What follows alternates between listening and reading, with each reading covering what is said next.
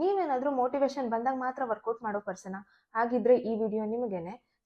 ಒಂದಿನ ವರ್ಕೌಟ್ ಮಾಡಿಲ್ಲ ಅಂದರೆ ನಿಮ್ಗೇನು ಅನ್ಸಲ್ಲ ಆ್ಯಂಡ್ ನಥಿಂಗ್ ಹ್ಯಾಪನ್ಸ್.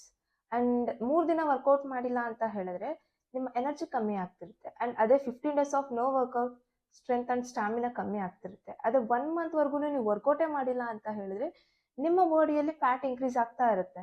ಆ್ಯಂಡ್ ಯೋಚನೆ ಮಾಡಿ 3 ತಿಂಗಳಿಂದ 6 ತಿಂಗಳಿಂದ ನೀವು ವರ್ಕೌಟೇ ಮಾಡಿಲ್ಲ ಅಂದರೆ ಏನಾಗ್ಬೋದು?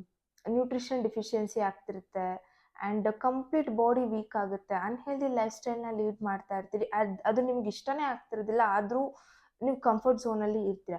ಸೊ ಅದಕ್ಕೋಸ್ಕರನೇ ಎವ್ರಿ ಡೇ ಫಿಸಿಕಲ್ ಆ್ಯಕ್ಟಿವಿಟಿ ತುಂಬ ಇಂಪಾರ್ಟೆಂಟ್. Start doing it. ನನಗೆ ಪರ್ಫೆಕ್ಟಾಗಿ ಇರಬೇಕು, ಜಿಮ್ಮಿಗೆ ಹೋಗಬೇಕು ಅಂತ ಏನಿಲ್ಲ.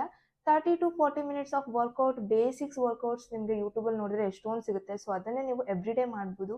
ಸೊ ವೀಕಲ್ಲಿ ಅಟ್ಲೀಸ್ಟ್ ಒಂದು 4 to 5 ಡೇಸ್ ಆದ್ರೂ ವರ್ಕೌಟ್ನ ಸ್ಟಾರ್ಟ್ ಮಾಡಿ. So doing workout is not anymore optional, it's priority. Make it as a priority. ನಿಮ್ಮ ಹೆಲ್ತ್ ತುಂಬ ಇಂಪಾರ್ಟೆಂಟ್. Thank you.